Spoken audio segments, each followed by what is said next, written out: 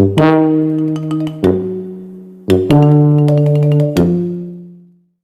semuanya, kami dari kelompok 3 ingin menjelaskan materi perekonomian 3 sektor. Jadi apa sih perekonomian 3 sektor itu? Perekonomian 3 sektor itu juga disingkat ekonomi 3 sektor. Merupakan pembagian dari pengembangan dari perekonomian 2 sektor.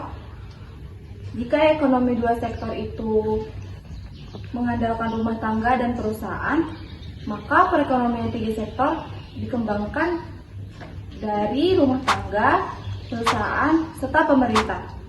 Oleh sebab itu, kedua sistem ekonomi ini disebut perekonomian tertutup, karena tidak membuka akses terhadap perdagangan di luar negeri. Jadi untuk mengkaji dan mempelajari ekonomi 3 sektor, wajib memperhatikan peranan pemerintah serta pengaruhnya dalam kegiatan ekonomi. Nah, jadi sektor rumah tangga itu merupakan sektor kelembagaan dalam neraca nasional yang mencakup semua rumah tangga.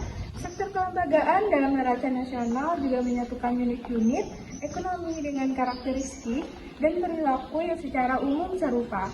Dilansir dari situs MBA Knowledge Base, sektor rumah tangga menyediakan berbagai faktor produksi seperti tanah, tenaga kerja, dan modal. Atas faktor produksi itu, mereka mendapatkan balas jasa berupa sewa, upah, bunga, dan keuntungan bisnis.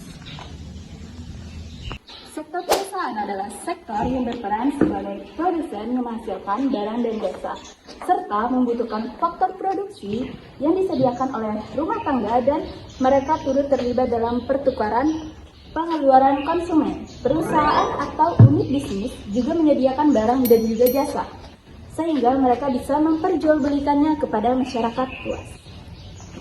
Pada dasarnya, sektor pemerintah dapat dikategorikan ke dalam sektor publik. Sektor publik adalah sebuah negara, organisasi entitas ekonomi negara untuk menjalankan tugas sebagai pengendali masyarakat untuk kesejahteraan. Kendali tersebut berupa penyediaan layanan yang bermanfaat untuk publik secara kelembagaan. Wilayah publik menjadi meliputi organisasi non-laba pemerintahan dan organisasi non-laba non-pemerintahan. Jadi kesimpulan dari perekonomian 3 sektor ini mencakup rumah tangga, perusahaan, dan juga pemerintah. Rumah tangga sendiri menyediakan faktor produksi dan mengonsumsi barang, sedangkan perusahaan menyediakan barang dan jasa, sementara itu pemerintah memungut pajak dan juga mengelola belanja publik. Jadi interaksi ini menciptakan sebuah siklus ekonomi yang lebih kompleks. Maka dari itu, pemerintah memberikan perubahan terhadap pertumbuhan dan juga stabilitas ekonomi.